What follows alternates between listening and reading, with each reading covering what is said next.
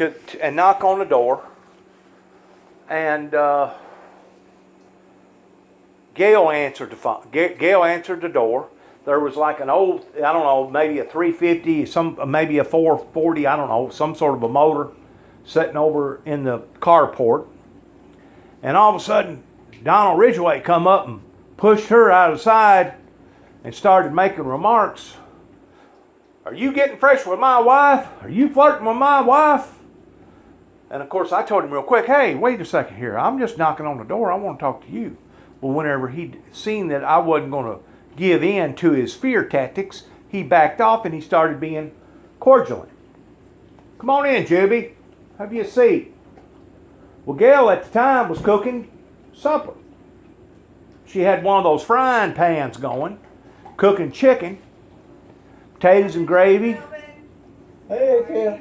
See you next time. Okay, be good, hon. You too. Don't get too crazy without your neck brace on no more. Oh, that's right. I'll take it easy for a while. Potatoes and gravy and the whole trimmings. Gail was cooking. Well, they invited for me to sit down and eat with them. Like I said, me and them were still on speaking terms. I was so disoriented about what was going on in my life pertaining to what was happening up in Kentucky that I gave in to Donald Ridgway by making gestures.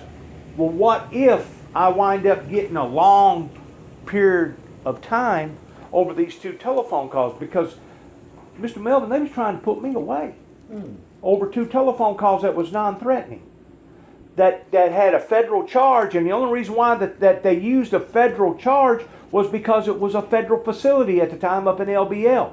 That whole woods up there is all federal, or it was during that time. And that's the reason why the long arm of the law reached out there and grabbed me the way that they did and got me in Oklahoma and drugged me all the way back here, was because they put it on a federal scale, I guess is what you'd call it. Well, each telephone call carried 1 to 5 years. Up to 5 years was the maximum. Because they said that I had stalked them on the telephone. Telephone stalking. Now, have you ever heard of such shit? Telephone stalking. I've heard of telephone harassment. I've heard of other telephone remarks, but to actually go after somebody on a federal scale was just absolutely unheard of. And even the attorney that they assigned to me, I don't forgot her name now. Anyways, her husband was a judge up in Christian County pertaining to a juvenile judge. She even said, this isn't right because he hasn't threatened y'all and he only made 2 telephone calls, and the telephone call number 1 versus telephone call number 2, there was a span of almost 3 months. How can you say that he was harassing you or stalking you whenever he contacted you in the period of a 90-day period? And besides that, I called one number and then I called a different number, but both people was associated with the same outfit up there in Land Between the Lakes, Gary Hawkins and his wife, Lisa Hawkins. So I was concerned. I was worried that I was fixing to have to spend damn near life in jail over 2 telephone calls. Craziest thing I'd ever heard of. So because of the pressure that was on me, and because of the doubt that I had in David towards not being able to put a lot of faith in him, I gave in to Donald Ridgway and I said, will you make me a promise? He said, what's that? I go, will you promise me that if I'm in jail for 5, 6, 7, 8, 10 years and something happens to David, will you be sure that the taxes is paid on that property? Well, at the time, whenever I was talking to Ridgway, I thought I was talking to a friend. But what I had done was planted a seed. I planted a seed of an ideal. And in that ideal was the fact that during all that commotion that was going on in 2010, leading up to 2012, whenever I'd gotten rearrested by the Kentucky authorities, Donald Ridgway must have thought that he could take that property over. A man isn't going to dedicate that much time and energy towards agitating and aggravating someone's life, especially after David and I had taken him to court over 2 or 3 different times in front of Tommy Moore. Hired an attorney. We was out good money towards trying to get this guy off our backs. And Tommy Moore, the judge up there in Weakley County, wouldn't do a daggum thing about it. And he just kept agitating, kept aggravating. A week, probably less than a week after David had died, he's still driving around accusing me of being a pedophile, saying that I'd killed my brother and that I was having sex with animals and having sex with David. Sick. Very, very sick people. Here I am in a grieving state. Didn't have no idea that David was fixing to croak. You don't get some sort of a manual saying, well, your brother, or your cousin, or your father or mother, this is going to be their execution day or their aborting day, that they're going to no longer be with you. You know, it's a surprise whenever someone dies. That seed that I had planted in Donald Ridgway must have festered to the point that he actually thought that he was going to be able to run me out of my own property that Miss Audell and Kelmer bought in 1937 or 1938, whenever they come back from Chicago. And he actually thought that I was going to run away like a dog with its tail tucked between its legs. That way, once the taxes don't get paid for 2 years consecutively, you know what happens. It automatically falls into probate. Yeah. And when it falls into probate, within a matter of a year or so, it winds up on the auction block. And of course, the highest bidder is the guy that gets it. I think that's what actually occurred with the property across from me. I believe Mr. Ridgway was at the courthouse bidding on that because it done already went over into probate. I think so. Your wife bid against him. She should know. Well, you mean... Your wife, Sis, went up to the courthouse and was bidding on the property that Almus and Oler used to own, right across from me. Well, they had that. They had a public auction on that, Jimmy. Was it a public auction? Yeah, they had it right there at... Was it at the courthouse? No, it was right there on the ground, right there at... Oh, it was? See, I didn't know because I wasn't around at the time. Yeah, they was right there because I was working, and so she bid the time till one, then she quit. Then she said I was down there working, and I didn't go up there. And she said, "Can y'all give me time to go there and talk to my husband and see what he wants to do?" And they wouldn't. So I know they wouldn't let her leave the property. That way she could get some advice from you of whether or not to bid any higher or not. Yeah. So the bottom line is Donald Ridgway bought that property for basically pennies on a dime. He basically stole it, and he would have sure enough stole it if it wasn't for your wife that was bidding against him that day. Yeah. I really thought that they had the sale up there in Dresden, but I really didn't know for sure. No, it wasn't Dresden. It was right up there at the house called. Was that the only thing that they was bidding on? Was the property?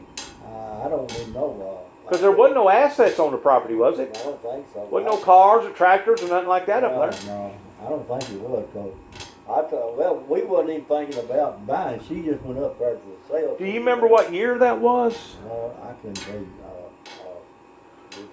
Because I wish that I would have been aware. If I would have been aware and had the extra money, I would have bought the property. And you know the reason why that I would have bought the property? To have prevented from something like this occurring, because Donald Ridgway basically turned that property. He weaponized that property, and ever since they bulldozed that house down and he put that trailer there, he agitated and aggravated Danny's life, Dad's life, and David's life way before I ever come back here in 2014. I'm going to say he probably owned that property 25, 30 years prior to me coming back. He had owned that property for a good while. Even whenever I was married and living in Jackson, Tennessee, he owned that property.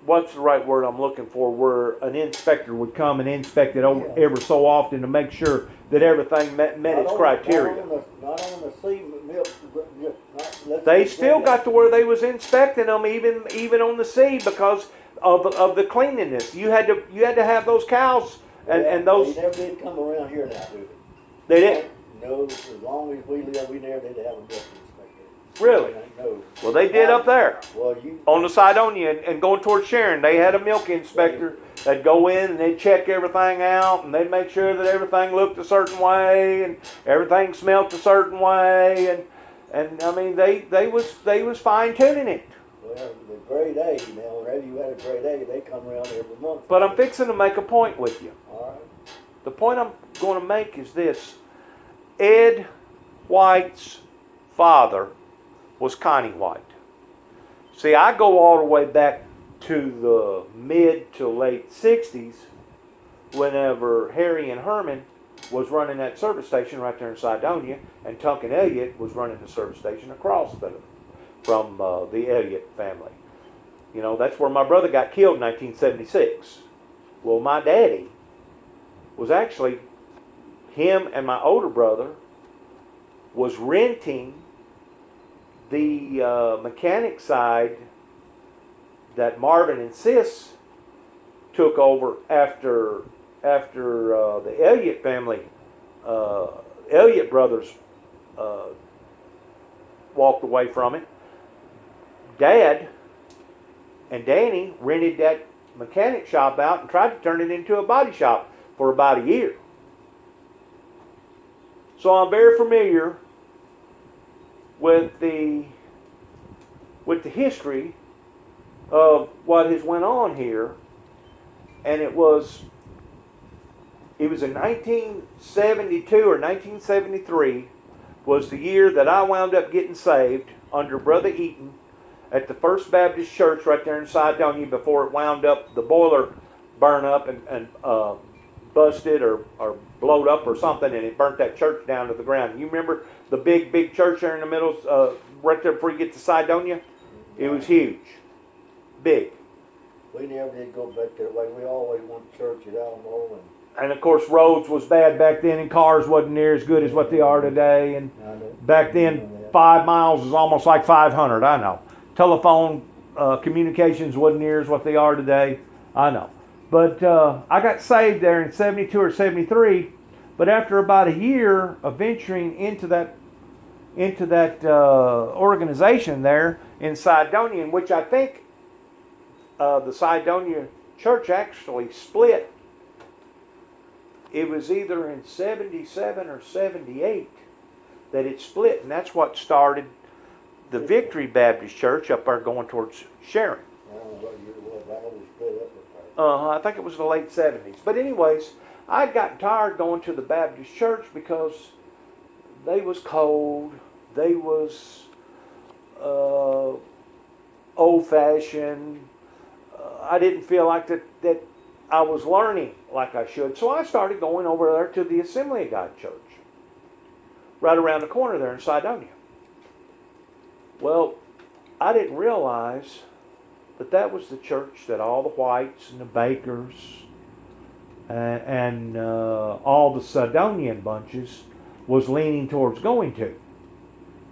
Well, I was taught as just a young child growing up from Miss Aldale that whenever that church first come into Sidonia, the Assembly of God tongue-talking, speaking church, that it was looked upon by the general community as being an occult.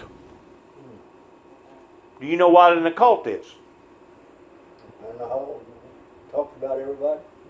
No, an occult is a church that defies itself as being a true, godly, holy church, but in reality, they're not what they ought to be.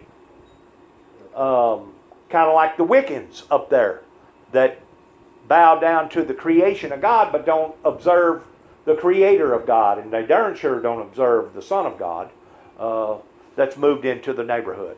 But I know that that's where a great deal of my problems has come from, is all these occults that is sprouted up all over the countryside, a bunch of tongue talkers that is just basically speaking in mumbo jumbo. They themselves don't know what they're talking about. And it's the spirit of ungodliness versus the spirit of godliness that is taking over this country. Did you hear what I just said? Yeah. The spirit of ungodliness.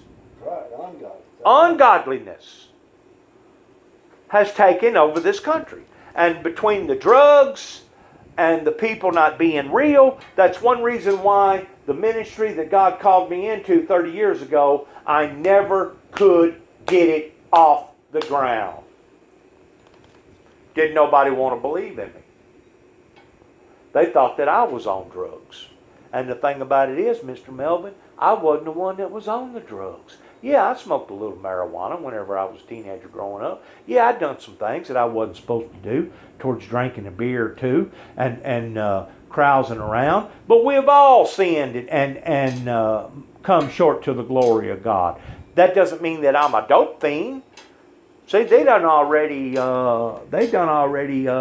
categorized me as me being the same thing as what my father was. And you yourself admitted that half of the time whenever you walked up to Bobby, you never knew what kind of mood that he was going to be in, whether or not he was going to be in a holler and screaming mood, or whether or not he was going to be in a talking mood. Yeah, I didn't know Bobby too many years ago. Well, you bought that property off of us. Yeah, I know it, but I mean, I didn't know him up to then. I mean, I didn't know Yeah, him. you didn't know him up to then. I just, Just maybe in passing. yeah, I know, but going to the burial there, and so I never did, it's just the people that come to Alamo Church, that's the one that I knew, but I didn't have a lot of people like Bobby, which I can't remember Bobby coming to church out there whenever I was a kid, though. He never did hardly. I mean, He turned his back on God whenever we first moved from Chicago. Probably, let me see, Kilmer, his father died in 1969, and it was probably long about 1970 is whenever him and Mom gave up the quest towards going to church and reading the Bible and becoming closer to God. And you know as well as I do, whenever you're standing in the gap of serving God, you're either moving towards Him or you're moving away from Him. Change yourself. What was your mother's name? Betty. That's right. We got talking about her. I don't have to got talking about Betty the other day. Whenever we bought that place up there, we put out strawberries over there. Yes, you did. And she come and helped us hold them strawberries. Yeah. And me and Mary, and I think we finally did. I think Mary she thought her name was Betty. I said, man, I can't remember more than a man in the moon what her name was. Yeah, they shoot. But now they wasn't. I can't remember. Wasn't Leon and Margaret helping in that event too? Because they was good about doing. They didn't come up there. They didn't come up there and do the truck patching thing. No, they didn't. Not whenever we was raising strawberries, trip up there like that. They didn't. No. You know those 2 grain bins still up there, don't you? Yeah. Somebody I think stole the motors off them. Up there on the thing. Probably sold it for copper. And somebody even sold the well. The well was on over where the bin was at. And whenever, Bobby had the place there, and then they would furnish the water over across the road over on the other side. And so whenever I bought it, I thought I had made a deal with Calvin Hall that I would go on to buy the place over there, Bobby's place, and he said he wouldn't bid against me on that. Then I said he was wanting that house there, where the old house is. Yeah. And I said, well, I don't care anything about the old house. But then he went ahead and bought it, then he turned around and sold the thing. And I wished I'd have went ahead and bought the blame thing, because we had a problem. Them old kids were living over there. They'd get out there and pull my corn out of the grain bin and open up the top of it. And I don't know what all, it was the biggest mess I ever seen. Did you ever use those grain bins? Yeah, I put grain in them. You did? Yeah, I put corn, beans, everything. I didn't know that. Yeah, whenever we... How many times did you use them? Oh, I don't know how many times we used them. We used them several times. 4 or 5 years? Yeah, we put corn in and beans. Yeah, we used them over there. But did you know the family that moved in over there in that old house and those two boys that supposedly caught the house on fire and killed that old man? Yeah. Them the boys is always in there, was throwing the corn out and everything else around there. It was. Oh yeah. You remember their names? I can't remember what the people's name was. Well, you know they're I still. never did find out then who really ended up with the blame thing. Because we asked, I think Mary asked, Wilma, that's James's wife. She worked up there at the bank in Sharon, and Mary asked her, did everybody ever have a lien on it up there at the bank? And she didn't. We never did find out who really owned it. I'm sure that's already done fell over in the probate, and now the taxes on it's probably worth more than what the property's worth. Yeah, I don't know. I don't even know who owned that thing. I don't know. If Probably the state. Well, I don't know if Calvin Hall ended up buying the thing back or not. No. He didn't buy it back. It's still sitting there. I know it is, but I didn't know who owned the thing. I'm sure the county owns it. State. Well, Pretty sure. But I'm also pretty sure that there's probably more taxes what the property's worth. Because it cost you, what, a day of D9 caterpillar to go in there and clean it all up so that you could even farm it or put a house there. Ain't much nothing there to farm, no way. No, it ain't enough to farm. It ain't enough for the food with. That's probably the reason why I had nobody food with it, because it's still sitting there. Did you know that old shed is sitting there that's made out of aluminum? The garage right there and everything. Did you know that was the house that I was reared up at and in ever since I was about 6 years old. That was considered my old home place. Yeah. Right there. But the two boys that caught that house on fire and burnt that old man and killed him, I guess they're still in jail, life without parole. I couldn't tell you. I don't even know. They got a capital offense out of that because what got them caught was they was up there, I was told, according to David, they was up there in White City, up there in Sharon at the beer joint, bragging about it one night. And they must have bragged about it to the wrong person because the wrong person turned them in, and the next thing you know, they was standing in front of a judge and a jury. I know they were mean little rats. Whenever they ended up getting that place. They was. Yeah, they were. They was something all the time. I mean, they, just mysteries like that, aggravating us over on the grain bin and stuff like that. Well, you done already quit row cropping over there, hadn't you? No, I'm still road cropping whenever they were living over there. I mean truck patching. Was you still truck patching as far as having strawberries and stuff like that over there? Well, we had strawberries right over after we first bought that thing, and then them there kids was over then out there aggravating us. Because we had strawberries there for 3 or 4 years or longer. And they'd come out there aggravating you? Well, they'd aggravate, just climb up there in the grain bin and throw the corn out and stuff like that. Just to be a kids, that's what they was.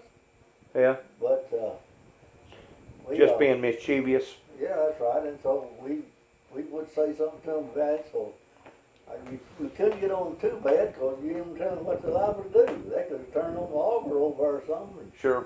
run the blame corn all out on the ground. You couldn't tell what the darn kids were liable to do. Either that or get up there and jump off the grain bin and hurt themselves real bad and turn around and sue you for it. Yeah, that's right. So, You don't never know what people are thinking though nowadays. you can't push it. I mean, but anyway, that happened then, and so the whole place just sit there then. Yeah, the house burnt down. Yeah, I mean, so like I say, we tried to find out after who owned the thing. Well, right after they got it, they was having all that problem. I was wanting to buy it, and because I figured they was going to move or lose or do something. I didn't know. So Yeah.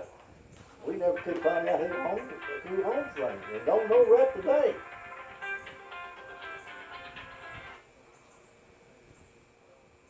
Hello. Hey there, Mr. Tony, how are you?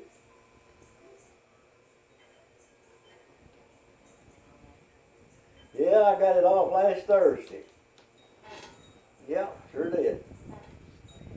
Feeling point better. They come out to start today on my therapy on my neck and about my back that way. So they had never done anything on that. So I went back to the doctor and took it off. Said I needed some therapy on it to get it limbered up and get it where I could turn it, and it needed a little more attention. So no, I ain't. It's going to be all right. Don't have to have no surgery. No, they got that all straightened out with that, like I was, and took care of that brace in there to hold everything straight. And so he said, looked like everything was going to be all right. I just need a little therapy to get me limbered up and my neck and all that. And so, no, they ain't talking about no surgery. Yeah. Y'all doing okay? That boy, whenever he come, he said he was gonna come down and check it. he's a character. He got too many irons in the fire. Well, I'm gonna walk in here real quick and holler at sis. yeah. Anyway, he come by here and I told him. He said, "Well, I'll go by there and check with him." So I hadn't thought about calling him anymore to see if he came by, but he said he was coming by. Woo! Sis? Sis? Woo! We in here. Anybody here? Yep, she's in the shower. Oh, she's in the shower. Yeah. All right. Well, I'm gonna get on then. Alrighty, you're okay. I didn't mean to aggravate her. Who's this here in the picture right here? It is. I know that's Paul, but Yeah. I don't know who the other two are. Yeah. Can I get a picture of him real quick? I guess. That's Mr. Melvin there on the right. I don't know who the other two are. Was partly responsible for the nearly 6,000 opioid overdose deaths in that state. All right. Talk to you later. Alrighty. All right. How you doing? Good.